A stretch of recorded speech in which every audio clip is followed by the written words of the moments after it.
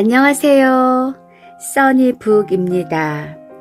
오늘 준비한 것은 한국 단편소설 중에서 젊은 느티나무입니다. 먼저 작가와 작품 3개를 소개해 드리겠습니다. 작가 강신재, 1924년에서 2001년, 서울 출생, 경기여자고등학교를 거쳐 1943년 이화여자전문학교 가사과에 입학했으나 2학년 재학 중에 결혼하면서 학칙에 따라 중퇴했다. 1949년 김동리의 추천으로 단편소설 얼굴, 정순이를 문예지에 발표하면서 등단했다. 대표작으로는 임진강 민들레, 파도, 명성황후 등이 있고 창작집으로 젊은 느티나무, 희화 등이 있다. 1950년대와 1960년대에 표선생 순환기, 젊은 느티나무 등 당시로는 파격적인 소재를 다룬 애정소설을 발표해 대표적인 여성 작가로서 위치를 굳혔다. 그의 소설에는 주로 사회적인 인습을 뛰어넘는 사랑과 기존 도덕관념 사이에서 갈등하는 남녀의 심리가 감각적인 문체로 그려져 있다. 1957년에 발표된 표선생 순환기는 아들의 친구와 불륜 관계에 빠진 여인을 그렸으며 1960년에 발표한 젊은 느티나무는 부모의 재혼으로 남매가 된 여고생과 대학생의 사랑을 그려 세간의 화제가 되기도 했다. 6.25 전쟁과 1960년대 산업화 과정에서 나타나는 애정 풍속도를 세련되게 묘사한 강신재는 감각적이고 신선한 문체로 대중소설의 위상을 한 단계 올려놓았다는 평가를 받았다. 젊은 느티나무는 순수소설, 낭만소설, 성장소설에 해당한다. 배경은 1960년대이고 서울 중심에서 떨어진 S촌과 느티나무가 있는 시골이다. 주제는 재혼한 부부의 이복 남매가 겪는 사랑과 갈등을 다루고 있다. 젊은 느티나무. 그에게는 언제나 비누 냄새가 난다. 아니, 그렇지는 않다. 언제나 라고는 할 수 없다. 그가 학교에서 돌아와 욕실로 뛰어가서 물을 뒤집어 쓰고 나오는 때면 비누 냄새가 난다. 나는 책상 앞에 돌아앉아서 꼼짝도 하지 않고 있더라도 그가 가까이 오는 것을 그의 표정이나 기분까지라도 넉넉히 미리 알아차릴 수 있다. 티셔츠로 갈아입은 그는 성큼성큼 내 방으로 걸어 들어와 아무렇게나 안락 의자에 주저앉든가 창가에 팔꿈치를 짚고 서면서 나에게 빙긋 웃어 보인다. 무얼 해? 대개 이런 소리를 던진다. 그런 때에 그에게서 비누 냄새가 난다. 그리고 나는 나에게 가장 슬프고 괴로운 시간이 다가온 것을 깨닫는다. 엷은 비누의 향료와 함께 가슴속으로 저릿한 것이 퍼져나간다. 뭘 해? 하고 한마디를 던져놓고는 그는 을에 눈을 좀 더 커다랗게 뜨면서 내 얼굴을 건너다 본다. 그 눈동자는 내 표정을 살피려는 것 같기도 하고 어쩌면 그보다도 나에게 쾌활하게 웃고 떠들라고 권하고 있는 것 같기도 하다. 또 어쩌면 단순히 그 자신의 명랑한 기분을 나타내고 있는 것에 불과한지도 모른다. 어느 편일까? 나는 나의 슬픔과 괴로움과 있는 대로의 지혜를 일점에 응집시켜 이 순간 그의 눈 속을 응시하지 않을 수 없다. 나는 알고 싶은 것이다. 그의 눈 속에 과연 내가 무엇으로 비치는가? 하루 해와 하룻밤 사이 바위를 씻는 파도 소리 같이 가슴에 와 부딪고 또 부딪고 하던 이 한 가지 상념에 나는 일순 전신을 불살라 본다. 그러나 매일 되풀이하며 애를 쓰지만 나는 역시 알 수가 없다. 그의 눈의 의미를 헤아릴 수가 없다. 그래서 나의 괴로움과 슬픔은 좀 더 무거운 것으로 변하면서 가슴속으로 가라앉아 버리는 것이다. 그리고 다음 찰나에는 나는 그만 나의 자연스러운 위치, 그의 누이 동생이라는 표면으로 보아 아무 스스러움도 불안정함도 없는 나의 위치로 돌아가 있지 않으면 안 될 것을 깨닫는다. 인제 오는 거야? 나는 이렇게 묻는다. 그가 원한 듯이 아주 쾌활한 어투로 이 경우에 어색하게 군다는 것이 얼마만한 추태인가를 나는 알고 있다. 내 목소리를 듣고는 그도 무언지 마음 놓였다는 듯이 고단해 죽겠어. 뭐 먹을 거 좀 안 줄래? 두 다리를 쭉 뻗고 기지개를 켜면서 대답을 한다. 성화라니깐. 영작 숙제가 막 멋지게 쉬어나가는 판인데. 나는 그렇게 투덜거려 보이면서 책상 앞에서 물러난다. 어디 구경 좀 할까? 여류 작가가 될 가망이 있는가 없는가 보아줄게. 그는 손을 내밀며 몸까지 앞으로 썩하니 기울인다. 어머나 싫어. 나는 노트를 다른 책들 밑에다 잘 감추어 두고 아래층으로 내려가서 냉장고 문을 연다. 뽀얗게 얼음을 내뿜은 코카콜라와 크래커, 치즈 따위를 쟁반에 집어 얹으면서 내 가슴은 비밀스런 즐거움으로 높다랗게 고동치기 시작한다. 그는 왜 늘 내 방에 와서 먹을 것을 달라고 할까? 언제나 냉장고 앞을 그냥 지나버리고는 나에게 와서 달라고 조른다. 어떤 게으른 뱅이라도 냉장고 문을 못 열 까닭은 없고 또 누구를 시키는 것이 좋겠다면 부엌 사람들께 한마디 하는 편이 나을 것이다. 군 소리를 짓걸어대거나 오래 기다리게 하거나 그렇지 않더라도 줄곧 먹을 것을 엎지르거나 내려뜨리거나 하는 나를 움직이기보다는 쉬울 것이 확실하다. 어쩐 셈인지 나는 이런 따위 일이 참말 서툴다. 좀 얌전하고 재빠르게 보이려고 하여도 도무지 그렇게 되질 않는다. 쟁반을 들고 돌아와 보면 그는 창밖의 덩굴 장미깨로 시선을 던지고 옆 얼굴을 보이며 앉아있다. 무엇을 생각하는지 내가 곁에 있을 때는 보이지 않는 조용히 가라앉은 눈초리를 하고 있다. 까무레한 피부와 꽤 센 윤곽을 가진 그의 얼굴을 이런 각도에서 볼 때 나는 참 좋아진다.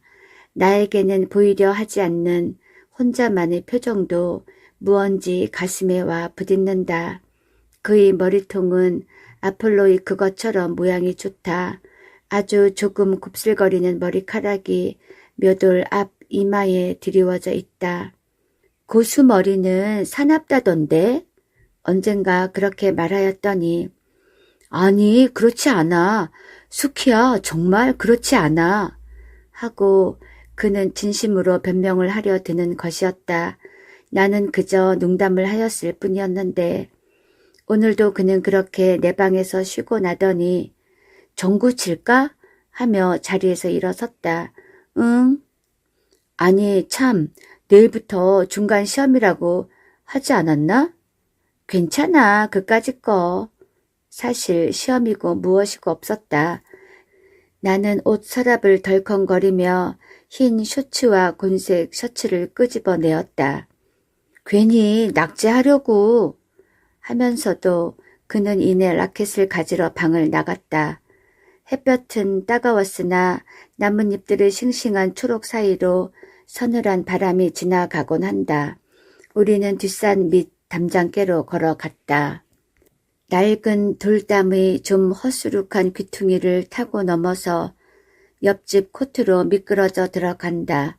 옆집이라고 하는 것은 구 왕가에 속한다는 토지의 일부인데 기실 집이라고는 까마득히 떨어져서 기와집이 두어 채 늘어서 있고 이쪽은 휘영하니 비어있는 공터였다.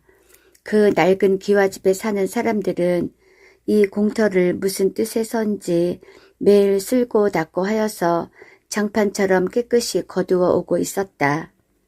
아깝게 실이 테니스 코트나 만들면 좋겠는데, 응? 그러면 어떨까? 어느 날 돌담에 가 걸터 앉아서 내려다보던 끝에 그런 제의를 했다. 처음에는 그는 움직이려 하지 않았으나 결국 건물께로 걸어가서 이야기를 해보았다. 이튿날 우리는 석회를 들고 가 금을 그었다. 또 며칠 후에는 네트를 치고 땅을 깎아 아주 정식으로 코트를 만들어 버렸다. 그렇게까지 할 줄은 몰랐을 주인이 야단을 치면 걷어버리자고 주춤거리며 일을 했는데 호호 백발의 할아버지인 그 집 주인은 호령을 하지 않을 뿐더러 가끔 지팡이를 들고 나와 플레이를 구경하는 것이었다. 이렇게 나이 많은 노인의 표정은 언제나 나에게는 판정하기 어려운 것이지만 특히 이 할아버지의 경우는 그러하였다.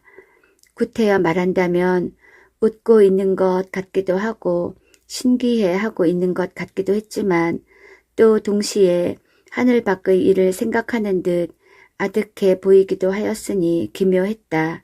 한두 번은 담을 넘는 나의 기술을 저기 바라보고 분명히 무슨 말을 할 듯이 하더니 그만 입을 봉하고 말았다.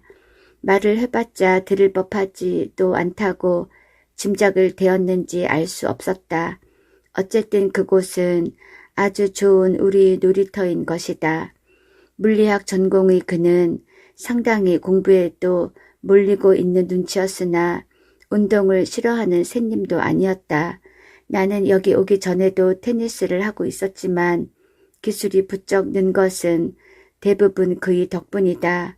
그가 내 시골 학교의 코치보다도 더 훌륭한 솜씨를 갖고 있음을 알았을 때의 나의 만족이란 이루 말할 수도 없는 것이었다. 머리가 둔한 사람이 나는 도저히 좋아질 수 없지만 또 운동을 전혀 모른다는 사람도 매력적이라고 생각할 수 없다. 스포츠는 삶의 기쁨을 단적으로 맛보여준다. 공을 따라 이리저리 뛰면서 들이마시는 공기의 감미함이란 아무 것에도 비할 수 없다. 나는 오늘 도무지 컨디션이 좋지가 못하였다. 이렇게 엉망진창인 때면 엉망진창인 대로 또 턱없이 좋으면 좋은 그대로 적당히 이끌고 나가주는 그의 솜씨가 저기 믿음직해질 따름이었다. 와, 참 안 된다. 퇴로일로인가 봐. 괜찮아. 아주 더워지기 전에 지수랑 불러서 한번 시합을 할까? 하늘이 리라빛으로 물들 무렵 우리는 볼들을 주워들고 약수터께로 갔다. 바위 틈으로 뿜어나는 물은 이가 시리도록 차갑고 광물질적으로 쌉스름하다. 두 손으로 표주먹을 만들어 떠내가지고는 코를 틀어막고 마신다. 바위 위로 연두색 버들잎이 저기 우아하게 늘어지고 빨간 꽃을 다닥다닥 붙인 이름 모를 나무도 한 그루 가지를 펼친 것으로 보아 이런 마심새를 하라는 샘터는 아닌 모양 같지만 우리는 늘 그렇게 하여왔다. 약수라니 많이 마셔. 약의 효험이나 좀 볼질 않아? 뭐 때문에? 뭐 때문에는 전구 좀 잘 치게 되나 보려고 그러지. 이렇게 시끌덤벙 떠들던 셈가였다. 그런데 오늘 바위 언저리에는 조그만 표주박이 하나 놓여 있었다. 필시 그 할아버지가 갖다 놓아둔 것이 분명하였다. 오늘부터 얌전히 마셔야 해. 산신령님이 내려다 보신다. 정말 한동안 음전하게 앉아서 쉬었다. 그리고 그는 허리를 굽혀 표주박으로 물을 떴다. 그는 그것을 내 입가에 대어 주었다. 조용한 낯선 표정을 하고 있었다. 나에게는 보이는 일이 없는 자기 혼자만의 얼굴의 하나인 것 같았다. 나는 아주 조금만 마셨다. 그리고 얼굴을 들어 그를 바라다보고 있었다. 그는 나머지를 천천히 자기가 마셨다. 그리고 표주박을 있던 자리에 도로 놓았으나 아주 짧은 사이 어떤 강한 감정의 움직임이 그 얼굴을 휘덮은 것 같았다. 그는 내 쪽을 보지 않았다. 나는 돌연 형언하기 어려운 혼란 속에 빠져들어갔으나 한 가지 뚜렷한 감각을 놓쳐버리지는 않았다. 그것은 기쁨이었다. 나는 라켓을 둘러매고 담장께로 걸어갔다. 오빠. 그는 나에게는 그런 명칭을 가진 사람이었다. 오빠. 그것은 나에게 있어 무리와 부조리의 상징 같은 어휘이다. 그 무리와 부조리에 얽힌 존재가 나다. 나는 키보다 높은 담장 위에서 뛰어내렸다. 그리고 뒤도 안 돌아보고 정원 안을 걸어갔다. 운동화를 벗어들고 맨발로 걷는다. 까실까실하면서도 부드러운 잔디의 촉감이 신이나 양말을 신고 디딜 생각을 없이 한다. 발바닥에 징을 박아줄까? 어디든지 구두 안 신고 다니게 말이야. 그는 옆에 있는 때면 이런 소리를 한다. 맨발로 풀 위를 걸으면 고향에 온 것 같아. 아니, 내가 나 자신에게 돌아온 것 같은 그런 생각이 드는걸. 나는 중얼중얼 그런 소리를 짓거리는 것이나 저녁 이맘때가 되면 벼란간 거의 수습할 수 없을 만큼 감정이 엉클리곤 하므로 그 뒤로는 할멈처럼 입을 봉하고 아무런 대꾸도 하질 않는다. 시무룩해가지고 테라스 앞에 오면 그 안 넓은 방에 깔린 자색 양탄자, 이곳저곳에 놓인 육중한 가구, 그 안에 깃들인 신비한 정적, 이런 것들을 넘겨다 보면 그리고 주위의 만발한 작약, 라일락의 향기, 짙어진 풀레가 한데 엉겨 뭉긋한 이 속에 와서 서면 나는 내 존재의 의미가 벼란간 아프도록 뚜렷이 보랏빛 공기 속에 떠 있는 것을 보는 것이다. 내가 잠시 지녔던 유쾌함과 행복은 끝내 나의 것일 수는 없고 그것은 그대로 실은 나의 슬픔과 괴로움이었다는 기묘한 도착을 나는 어떻게도 처리할 길이 없다.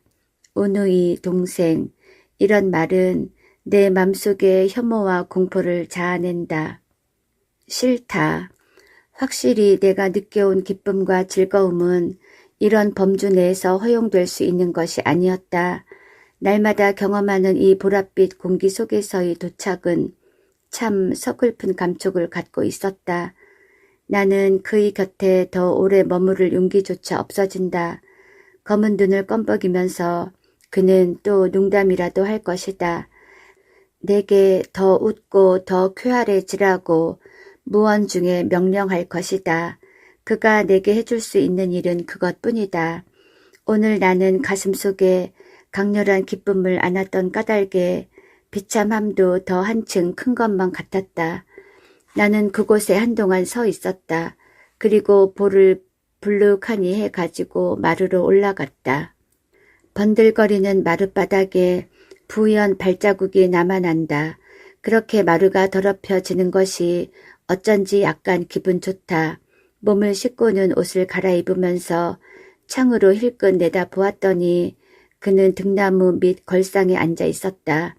무릎 위에 팔굽을 짚고 월계숲계로 시선을 던진 모양이 무언지 고독한 자세 같아 보였다. 그도 조금은 괴로운 것일까? 그러나 무슨 도리가 있담. 까닭없이 그에 대해 잔인해지면서 나는 그렇게 혼잣말을 하였다. 나는 방에 불도 켜지 않고 밖에서 보이지 않을 구석에 가만히 앉아 내다보고 있었다. 주위가 훨씬 어두워진 연에 그는 벤치에서 일어났다. 그리고 사라지기 전에 한참 내 창문께를 보며 서 있었다. 나는 어느 때까지나 불을 켜지 않았다. 저녁을 먹으러 내려가지도 않았다. 그 대신에 그가 마시다만 코코의 잔을 집어들었다. 그리고 가만히 입술을 대었다. 아까 그가 내가 마신 표주박에 입술을 대었듯이.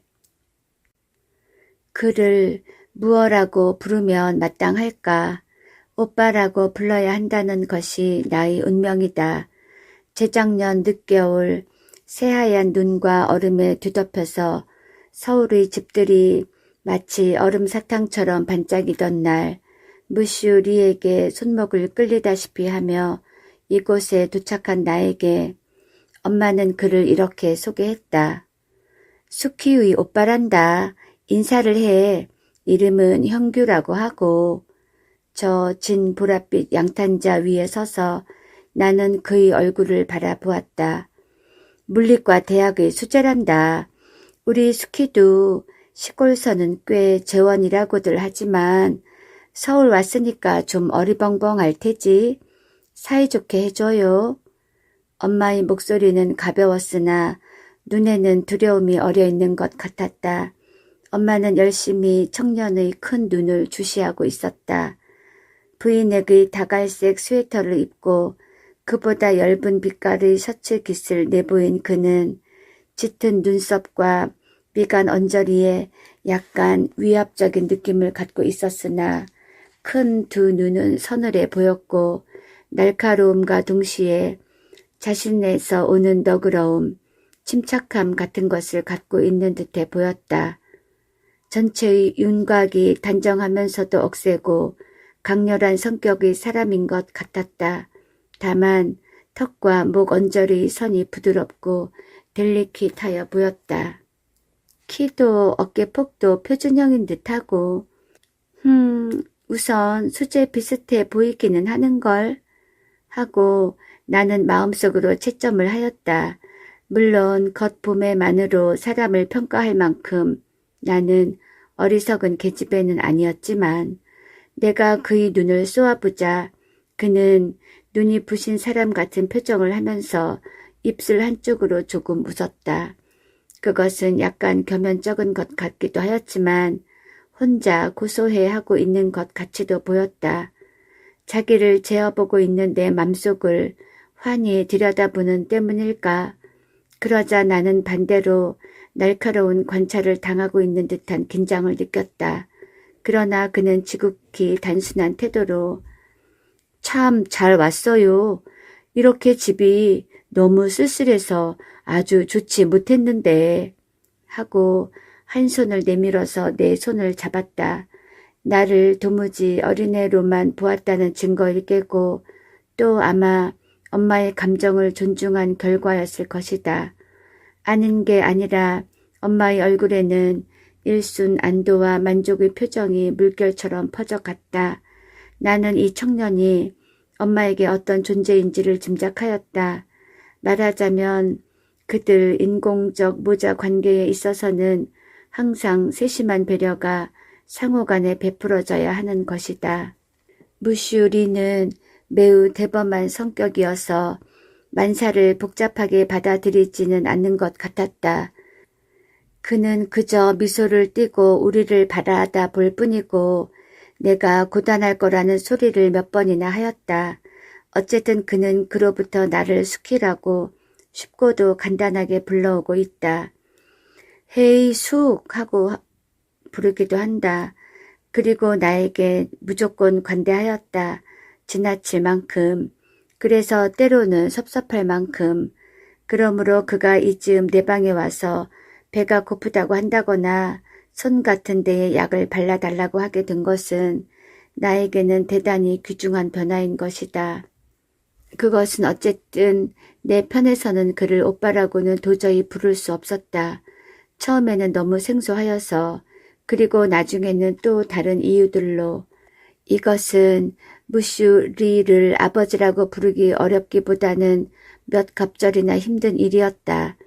나는 자기가 대단한 고집쟁이인지 또는 부끄럼쟁이인지 분간할 수 없다. 나의 이런 곤란을 그도 엄마도 어느 정도 알고 있는 모양으로 요즘은 내가 그 말을 피하려고 이리저리 애를 쓰지 않고도 적당한 대답을 할 수 있도록 저편에서 고려하여 말을 걸어준다. 이런 의미에서 사정없이 나를 곤경에 몰아넣곤 하는 것은 무슈리 한 사람뿐이다. 서울 와서 1년 남짓 지내는 새에 나는 여러모로 조금씩 달라진 것 같다. 멋을 내는 방법도 배웠고 키가 커지고 살결도 휘어졌다. 지난 4월에는 미스 이 여고에 당선되어서 하루 동안 학교의 퀸 노릇을 하였다. 바스트가 약간 모자랄 거라고 나는 생각하고 있었는데 압도적으로 표가 많이 나와서 내가 오히려 놀랐다. 엄마는 좋아서 어쩔 줄 몰랐고 무슈리는 기막히게 비싼 손목시계를 사주었다. 그는 별 말을 하지 않았다. 농담조차 하지 않았다. 축하한다고 한번 그것도 아주 거북살스런 투로 말하고는 무언지 수줍은 것 같은 얼굴을 하고 있었다. 그런 것을 보니까 나는 썩 기분이 좋았다. 삶의 기쁨이란 말을 나는 이제 이해한다. 이 집의 공기는 안락하고 쾌적하고 엄마와 무슈리 관계로 하여 약간 로맨틱한 색채가 감돌고 있기도 하다. 서울의 중심에서 떨어진 S촌의 숲속의 환경도 내 마음에 들고 무슈리가 오래전부터 혼자 살아왔다는 담장이 덩굴로 온통 뒤덮인 낡은 벽돌집도 기분에 맞는다. 그는 엄마에게 예절 바르고 친절하고 무슈리는 내가 건강하고 행복스러운 얼굴만 하고 있으면 어느 때고 지극히 만족해하고 있다. 그는 어느 사립대학의 경제학 교수인데 약간 뚱뚱하고 약간 호인다워 보인다. 불란서와 아무 관계도 없는 그를 무슈라고 속으로 부르고 있는 까닭은 어느 불란서 영화에서 본 한 불쌍한 아버지의 모습과 그가 닮아있기 때문이다. 무슈리는 불쌍하지 않다. 오히려 지금은 참 행복하다. 그러나 이렇게 호의 덩어리 같은 사람은 자칫하면 주의가 나쁘면 엉망으로 불행해질 것 같이 보이는 것이다. 괴테의 베르테르 같은 청년의 비극에는 날카로운 아름다움이 있다. 그러나 우리 무슈리 같은 타입의 슬픔에는 오직 비참만이 있을 듯하다. 우리 엄마가 그의 곁에 와준 것은 얼마나 다행한 일이었을까. 엄마는 줄곧 집에만 들어앉아 있으나 행복해 보였고 예부터 특징이던 부드러운 목소리가 한층 더 부드러워진 것 같다. 다만 엄마는 엄마의 행복에 대해서 한편으로 죄스러움 같은 것을 느끼고 있는 듯한 눈치로서 그래서 바깥으로 나다니지도 않고 큰 소리로 웃는 일도 없는 것 같았다. 그러나 그는 늘 고운 옷을 입고 있었고 얇게 화장을 하고 있었다. 이 일도 내 마음에 흡족하였다. 그러나 이곳에는 뜻하지 않은 괴로움이 또한 있었다. 현규에 대한 감정은 언제나 내 마음을 무겁게 하고 있다. 너무나 고통스럽게 여겨질 때에는 여기 오지를 말았더라면 하고 혼자 중얼대는 일도 있다. 그러나 그 생각은 오래가지 않는다. 나는 만약 내 생애에서 한 번도 그를 만나는 일이 없이 죽고 말 경우라는 것을 생각해 보면 가슴이 서늘해지기까지 한다. 아무 일도 이루어지지 않아도 좋았다. 나는 그를 만났다는 일만으로 세상의 어느 여자보다도 행복한 것이다. 그의 곁에서 호흡하고 있는 기쁨을 무엇으로 바꿀 수 있을까? 그러나 나는 여전히 슬프고 초조한 것도 사실이다. 정확히 말한다면 내 기분은 1분마다 달라진다. 무슈리가 요즘 외국을 여행 중인 것은 내게는 하나의 구원과도 같다. 아침마다 행복 그것 같은 얼굴로 인사를 하지 않아도 좋고 저녁마다 시간에 식당에 내려가지 않아도 좋기 때문이다. 돌아오실 때까지 눈 감아줘. 응, 엄마. 시간 지키는 거 나 질색인 줄 알잖우. 먹고 싶은 때 먹고 안 먹고 싶은 때 안 먹고 그럴게. 응? 무슈리가 떠나는 즉시로 나는 엄마에게 이렇게 교섭을 하였다. 사실 현규의 얼굴을 보는 일이 두려운 때가 점점 찾아오는 것만 같다. 그는 대개 엄마와 함께 저녁을 드는 모양이었다. 예절 바른 그가 식당에서 엄마의 상대를 하고 있을 동안 나는 멍하니 창가에 앉아서 저물어가는 하늘을 바라다보고 있다.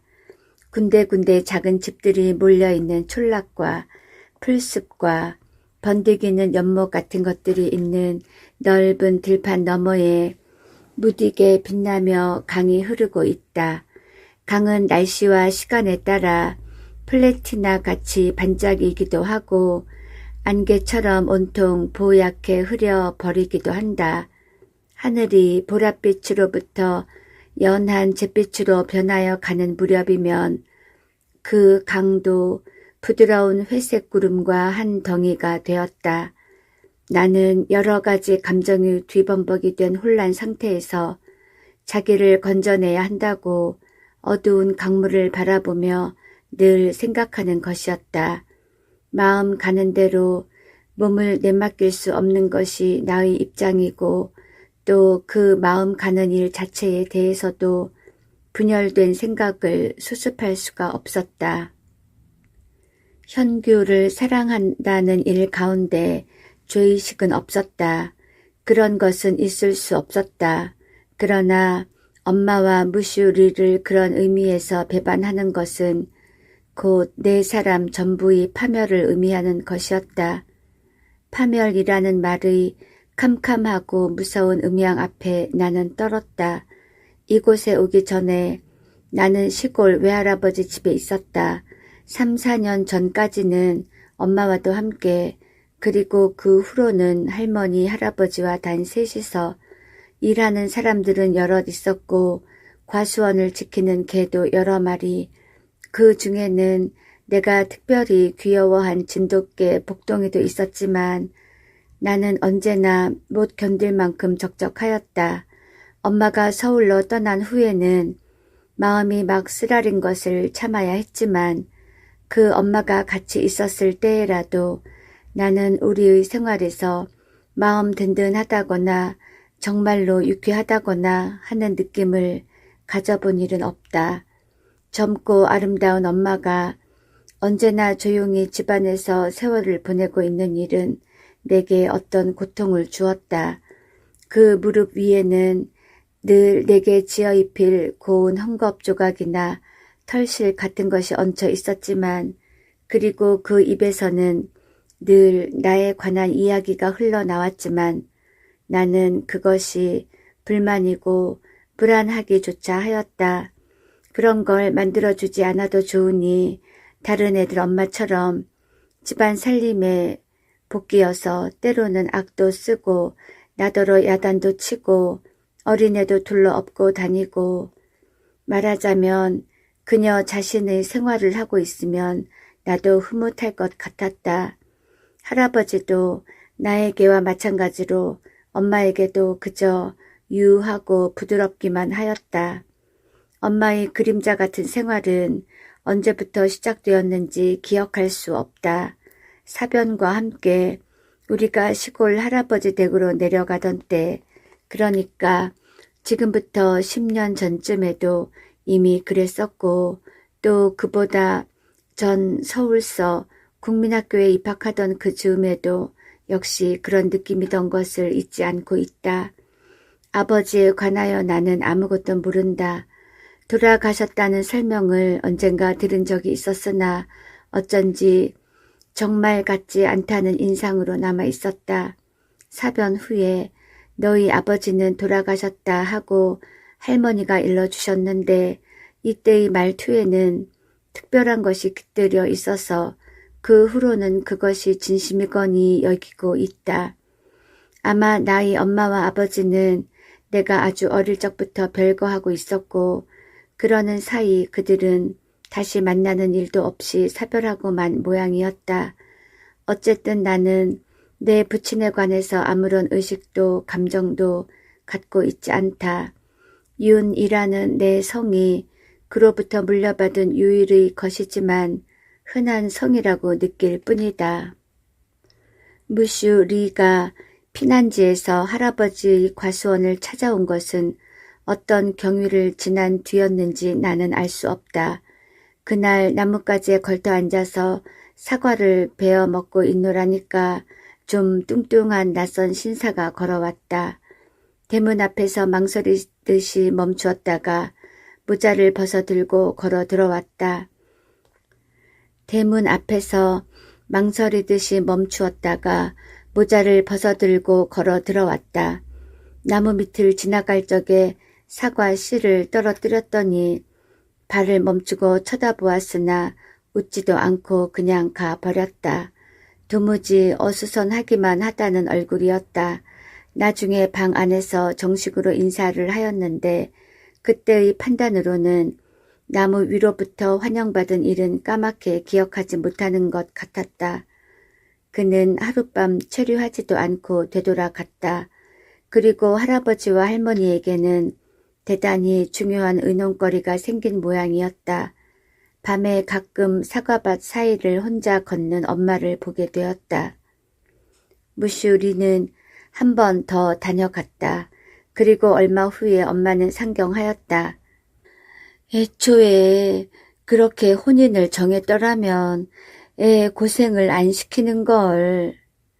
어느 날 옆방에서 할머니가 우시며 수군수군 그런 소리를 하시는 걸 듣고 놀랐다. 그럼 우리 수키는 안 태어났을 것 아니에요. 공연한 소리를. 그저 팔자 소관이지. 경애가 생각을 잘못 먹었다느니 보다도 애 어멈이라고 하지 않고 그렇게 엄마의 이름을 대는 것을 듣고 나는 엄마의 젊은 시절을 생각하며 미소 지었다. 그림자처럼 앉아서 내 블라우스 같은 것을 매만지는 엄마를 보는 서글픔은 이제 없어졌다. 엄마가 그럭저럭 행복해진 듯한 것은 기뻤으나 뼈저리게 쓸쓸한 것도 사실이었다. 나는 밤낮 커다란 소리로 노래를 부르고 있었다. 산 모퉁이 길을 학교에서 돌아오는 때에도 사과나무의 흰 꽃 밑에서 또 빨간 봉선화가 핀 마당에서도 얘야 그렇게 큰 소리를 내면 남들이 웃는다. 할머니는 가끔 진정으로 그런 소리를 하셨다. 재작년 늦은 겨울 무슈리가 내려와서 나를 데려가겠다고 우겨댔을 때에 제일 놀란 사람은 나 자신이었다. 두 분 노인네도 덜어 망설였다. 그러나 무슈리의 끈기 있는 태도에 양보를 하는 수밖에 없는 눈치여서 노인네들은 그만 풀이 없었다. 나는 그 무슈리가 할머니, 할아버지에게 무엇보다 엄마가 그걸 원하고 있으니까요. 말은 안 하지만 절실히 바라고 있는 걸 제가 아니까요. 하고 열심히 이야기하는 것을 보다가 그만 싱글에 웃고 말았다. 내가 보기에 할아버지 할머니는 이미 설복되어서 무슈리가 만약 그 연설을 잠시 끊기만 한다면 이내 대답을 할 것 같은데 그는 마치 그들이 결단코 나를 놓지는 않으리라고 굳이 믿는 사람처럼 애걸복걸을 하는 것이었다. 그가 말을 하면서 나를 힐끗 보았을 때 나는 조그맣게 끄덕여 보였다. 그랬더니 그는 말을 뚝 끊고 벙글 웃더니 손수건을 꺼내서 이마를 닦았다. 그래서 나는 서울 이 여고로 전학을 하였다. 나는 생각한다. 무슈리와 엄마는 부부이다. 내가 그를 아버지라고 부르기 어려운 것은 거의 그런 말을 발음해 본 적이 없는 습관의 탓이 크다. 나는 그를 좋아할 뿐더러 할아버지 같은 이로부터 느끼던 것의 몇 갑절이나 강한 보호 감정, 부친다움 같은 것도 느끼고 있다. 그러나 나는 그의 혈족은 아니다. 현규와도 마찬가지다. 그와 나는 그런 의미에서는 순전한 타인이다. 22살의 남성이고 18살의 계집아이라는 것이 진실의 전부이다. 왜 나는 이 일을 그대로 알아서는 안 되는가? 나는 그를 영원히 아무에게도 주기 싫다. 그리고 나 자신을 다른 누구에게도 바치고 싶지도 않다. 그리고 우리를 비끄러매는 형식이 결코 온누이라는 것이어서는 안 될 것을 알고 있다. 나는 또 물론 그도 나와 마찬가지로 같은 길을, 같은 즐거움일 수는 없으나 같은 이 괴로움과 상관이 있을 듯한 어떤 조그만 기억, 어떤 조그만 표정, 어떤 조그만 암시도 내 뇌리에서 사라지는 일은 없다. 아, 나는 행복해질 수 없는 걸까? 행복이란 사람이 그것을 위하여 태어나는 그 일을 말함이 아닌가? 초저녁의 불투명한 검은 장막에 쌓여 짙은 꽃향기가 흘러든다. 침대 위에 엎드려서 나는 마침내 느껴 울고 만다. 수키야, 나 이런 거 주웠는데. 일요일 아침 아래층으로 내려가니까 소파에 앉아있던 엄마가 손에 쥐었던 봉투 같은 것을 들어 보였다. 뭔데? 나는 가까이 갔다. 그리고 좀 겸연쩍어졌지만 하는 수 없이 어디서 주웠수 이걸 하면서 손을 내밀어 그것을 잡으려고 하였다. 잠깐 거기 좀 앉아봐. 엄마는 짐짓 긴장한 낯빛을 감추려고 하면서 앞의 의자를 가리켰다. 나는 속으로 픽 하고 웃음이 나왔으나 잠자코 거기에 가 걸터 앉았다. 지수는 K 장관의 아들이다. 언덕 아래 만리장성 같은 우스꽝스런 담을 둘러친 저택에 살고 있다. 현규랑 함께 전구를 치는 동무이고 어느 의과 대학의 학생인데 큼직큼직하고 단순하게 생겨 있었다. 지프차에다가 유치원으로부터 고등학교까지의 동생들을 그득 싣고 자기가 운전을 하여 가곤 한다. 나도 두어 번 그 차를 얻어 탄 일이 있다. 한 번은 현규와 함께였으니까 사양할 것도 없었고 다른 한 번은 시내에서 돌아오는 길목이라 굳이 싫다는 것도 이상할 것 같아서 탔다. 작은 학생들이 오늘은 하나도 없군요. 나 있는 데까지 시간 안에 오는 놈은 태워가지고 오고 그 밖엔 뿔뿔이 제주대로 돌아오깁니다. 기차나 마찬가지죠. 그러한 그가 걸맞지 않게 저기 섬세한 표현으로 러브레터를 써 보냈다고 해서 나는 우습게 생각하는 것은 아니다.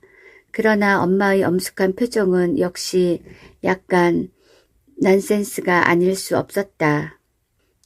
글쎄 이게 어디서 났을까? 등나무 밑 걸상에서. 오라 참 게다 낯섰군. 오라 참이 아니야. 스키는 만사에 좀 더 조심성이 있어야 해요. 운동을 하고 난 다음에도 그게 뭐야. 라켓은 밤낮 오빠가 치워놓던데. 흐흥 하고 나는 웃었다. 편지 보낸 사람에게 첫째 미안한 일 아니야? 참 그래. 엄마 말이 오라. 그리고 나는 편지를 잡아 채웠다. 귀중한 물건인가? 엄마가 좀 읽어보면 안 되나? 읽어봐도 괜찮아. 안 되는 거라면 캐다 놔둘까? 감추지. 나는 조금 성가셔졌다. 그럼 안심이군. 사실은 벌써 읽어봤어. 아이 엄마도. 그런데 엄마가 얘기하고 싶은 건 수키가 자기 주위에 일어나는 일들을 이런 편지에 관한 거라든가 또 그 밖의 일들을 혼자 처리하지 말고 그 요점만이라도 엄마한테 의논해 주었으면 좋겠어. 그건 그렇게 해야만 하는 거야. 듣고 있는 사이에 나는 점점 우울해져서 잠시라도 속히 이 자리에서 떠나고 싶은 생각밖에는 없어졌다. 엄마가 언제나 수키 편에 서서 생각하리라는 건 알고 있겠지? 나는 선대답을 해놓고 천천히 밖으로 걸어 나갔다. 엄마의 아들을 사랑하고 있어요. 이렇게 말한다면 엄마는 어떤 모양으로 내 편에 서줄까? 엄마 힘에는 미치지 않는 일이었다. 무슈리의 힘에도 미치지 않는 일이었다. 나는 편지를 주머니에 구겨놓고 아침 이슬로 무릎까지 폭삭 적시면서 경사진 풀밭을 걸어 내려갔다. 되도록 사람을 만나지 않을 방향으로 멀리 늪이 바라다 보이는 쪽으로 천천히 걸음을 옮겨갔다. 아카시아의 숲이니 보리밭이니 잡목 곁을 지나갔다. 현규와의 사이는 요즘 어느 때보다도 비관적인 상태에 놓여 있는 것 같았다. 나는 그와 마주치기를 피하고 있는 것 같았다. 나는 그와 마주치기를 피하고 있었다. 웃고 농담을 하고 아무것도 아닌 채 헤어지는 고통이 참기 어려운 것이다. 그가 예사 얘기를 하여도 나는 공연히 화를 냈다. 그러면 그는 상대를 안 해주었다. 머리 위에서 새들이 우짖었다. 하늘은 깊은 바닷물 속같이 짙푸르고 나무 잎새들은 빛났다. 여름이 무르익어 가고 있었다. 상수리 숲이 늪의 방향을 가려버렸으므로 나는 풀 위에 앉아 턱을 괴고 생각에 잠겼다. 세계적인 발레리나가 되어 보석처럼 번쩍이면서 무대 위에서 그를 노려보아줄까? 한 번도 귀담아 들은 적은 없지만 내 발레 선생은 늘 나에게 야심을 가지라고 충동을 한다. 그러면 그는 평범한 못생긴 와이프를 데리고 보러 왔다가 가슴이 아파질 터이지. 아주 짧은 동안 그것은 썩 좋은 생각인 듯 내 맘속에 머물렀다. 그러고는 물거품처럼 사라져 없어졌다. 그러고는 이어 그에게 아무것도 바라지를 말고 식모처럼 그저 봉사만 하는 일에 감사를 느끼자는 생각이 떠올랐다. 그러자 슬픈 마음이 들기도 전에 발등 위로 눈물이 한 방울 굴러 떨어졌다. 나는 일어나서 돌아가려고 하였다. 그때 와삭거리고 풀 헤치는 소리가 등 뒤에서 나며 늘씬하게 생긴 새터가 한 마리 나타났다. 그 줄을 쥐고 지수가 걸어왔다. 건강한 체구에 연회색 스포츠웨어가 잘 어울린다. 그의 뒤에서 10살 전후의 사내애와 계집아이가 장난을 치면서 달려나왔다. 지수는 나를 보고 좀 당황한 듯 하였으나 이내 흰 이를 보이고 웃으면서 다가왔다. 안녕하셨어요. 산보입니까? 네, 돌아가는 길이에요. 아이들은 우리를 새에 두고 떠들어대면서 잡기 내기를 한다. 지수는 한 아이를 붙들어 셔터를 맨 줄을 들려주고는 어서 앞으로들 가라고 손짓하였다. 우리는 잠자코 한동안 함께 있었다. 아카시아의 숲 샛길에서 그늘 앞을 향한 채 불쑥 편지 보아주셨소? 하고 겸연쩍은 듯한 소리를 내었다. 네. 회답은 안 주세요? 나는 네, 어떻게 써야 할지 모르겠어요. 했다. 그는 성급하게 고개를 끄덕거렸다. 귀가 좀 빨개진 것 같았다. 그러나 여하간 제 의사를 알아주시긴 했겠죠? 나는 그렇다고 하였다. 그리고 이야기를 끝맺기 위해서 현규가 가까이 또 전구를 치자고 하더라는 말을 했다. 네, 가죠. 그도 단번에 기운을 회복하며 대답하였다. 그는 휘파람을 불기 시작했다. 그의 휘파람을 들으며 집 가까이까지 왔다. 오늘 대단히 기뻤습니다. 감사합니다. 그는 조금 슬픈 어조로 인사를 하였다. 그리고 내 어깨로 기어오르는 풀벌레를 떨어뜨려 주었다. 안녕히 가세요. 그리고 연습 많이 하세요. 저희들 팀은 아주 세졌으니까요. 그는 다른 일을 생각하고 있는 듯 입술을 문 채 끄덕끄덕 하였다. 잡석을 접은 좁단 층계를 뛰어올라 나는 곧장 내 방으로 올라갔다. 지수가 하듯이 휘파람을 불고 있었다. 어쨌건 기운을 잃어서는 안 된다는 생각이었다. 내 팔뚝이나 스커트에는 아직도 풀과 이슬의 냄새가 묻어있는 듯 했다. 나는 기운차게 반쯤 열린 도어를 밀치고 들어선다. 뜻밖에도 거기에는 현규가 이쪽을 보며 서 있었다. 내가 없을 때에 그렇게 들어오는 일이 없는 그라 해서 놀란 것은 아니었다. 그는 몹시 화를 낸 얼굴을 하고 있었다. 너무도 맹렬한 기세에 나는 주춤한 채 어떻게 할지를 모르고 있었다. 어딜 갔다 왔어? 낮은 목소리에 힘을 주고 말한다. 편지를 거기 둔 건 나 읽으라는 친절인가? 그는 한 발 한 발 다가와서 내 얼굴이 그 가슴에 닿을 만큼 가까이 섰다. 어디 갔다 왔어? 나는 입을 꼭 다물었다. 죽어도 말을 할까 보냐고 생각했다. 벼랑간 그의 팔이 쳐들리더니 내 뺨에서 찰깍 소리가 났다. 화끈하고 불이 일었다. 대번에 눈물이 빙글 돌았으나 그는 거들떠보지도 않고 방을 나가버렸다. 나는 멍청하니 창밖으로 시선을 던졌다. 연회색 셔츠를 입은 지수가 숲 새끼를 걸어가고 있는 것이 보였다. 그리고 조금 전에 지수가 풀벌레를 털어주던 자리도 손에 잡힐 듯이 내려다 보였다. 전류 같은 것이 내 몸속을 달렸다. 나는 깨달았다. 현규가 그처럼 자기를 잃은 까닭을. 부풀어 오르는 기쁨으로 내 가슴은 금방 터질 것 같았다. 나는 침대 위에 몸을 내던졌다. 그리고 새우처럼 팔다리를 꼬부려 붙였다. 소리내며 흐르는 환희의 분류가 내 몸속에서 조금도 새어나가지 못하도록. 나는 어떻게 하면 좋을까? 밤에 우리는 어두운 숲속을 산보하였다. 어두운 숲속에서 우리는 손을 잡고 걸었다. 그리고 나는 그에게 안겨버렸다. 나는 어떻게 하면 좋을까? 어떻게 해야 할지 점점 더 알 수 없어진다. 여하간 나는 숲속에 가는 일을 그만두어야 한다. 지금 확실히 말할 수 있는 일은 그것뿐이다. 학교에서 돌아오니까 엄마가 기다린다고 안방으로 가라고 했다. 요즘 인사도 않고 나가고 들어오던 나는 우선 가슴이 철컥 내려앉았다. 인제 오니? 그런데 얼굴이 파랗구나.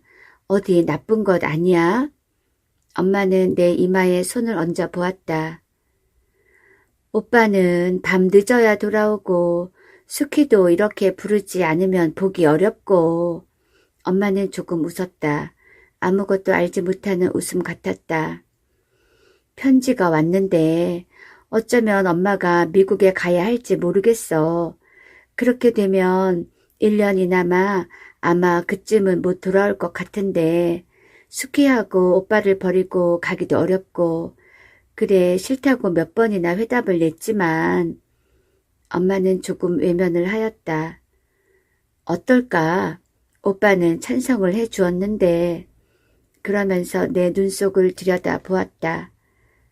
나도 좋아요. 우리는 그러면 구체적으로 어떻게 할지는 내일이라도 의논하지. 큰데 할머니더러 와 계셔 달랄까? 그래도 미덥지 않긴 마찬가지고. 큰댁의 꼬부랑 할머니는 사실 오나마나 마찬가지였다. 엄마가 없는 이 집에서 어떤 일이 일어나려고 하는 걸까? 현규와 단 둘이 있어야 할 일을 생각하니 얼굴에서 핏기가 가시었다. 아무도 막아낼 수 없는 운명적인 사건이 이미 숲속에 가지 않는 것쯤으로는 어찌할 수도 없는 벅찬 일이 생기고야 말 것이다. 잠을 잘 수 없었다. 내 온 신경은 가엾은 상처처럼 어디를 조금만 건드려도 피를 흘렸다. 며칠이 지나니까 나는 더 견딜 수 없어졌다. 할머니한테 갔다 온다고 우겨대어서 서울을 떠났다. 다시는 그곳에 돌아가지 않으리라고 결심하였다. 다시는 학교에 다니지도 않으리라고 마음먹었다.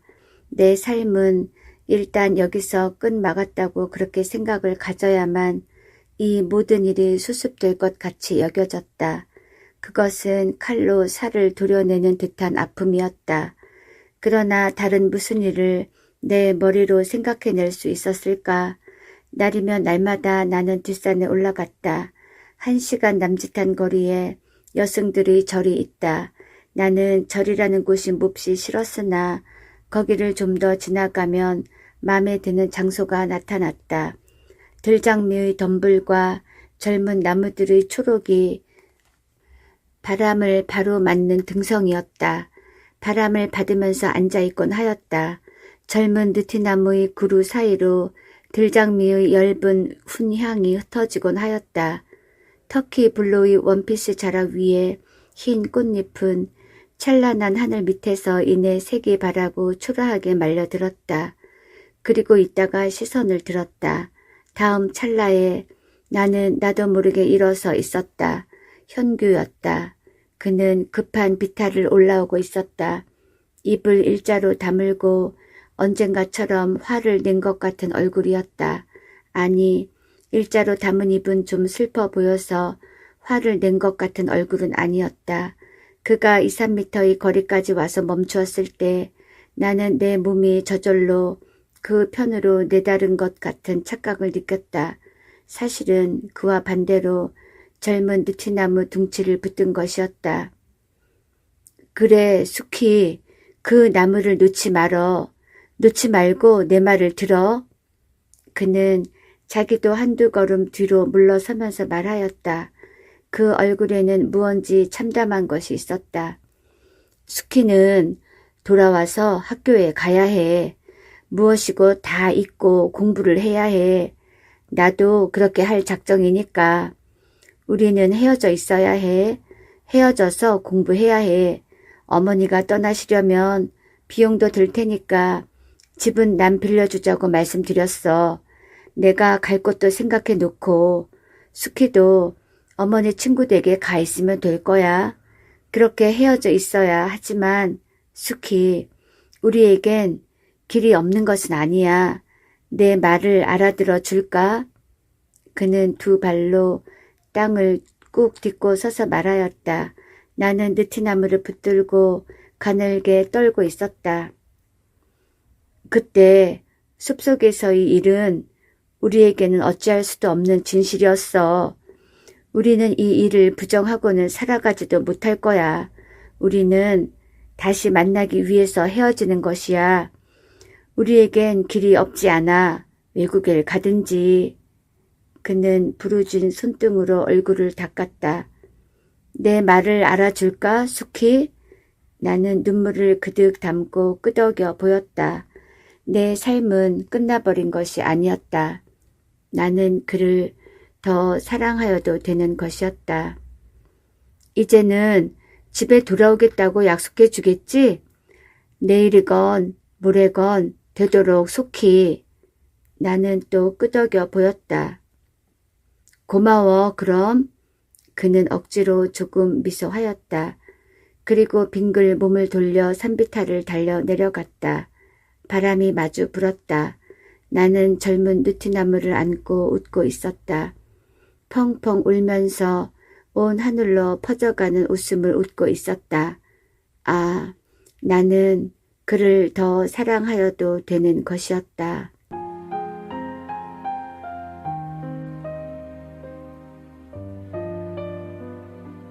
강신재의 단편소설 젊은 느티나무였습니다. 이루어질 수 없는 사랑, 매우 가슴 아프고 안타깝고 슬프고 괴로운 일이죠.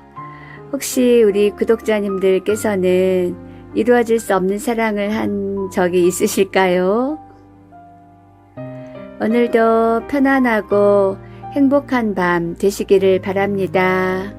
감사합니다.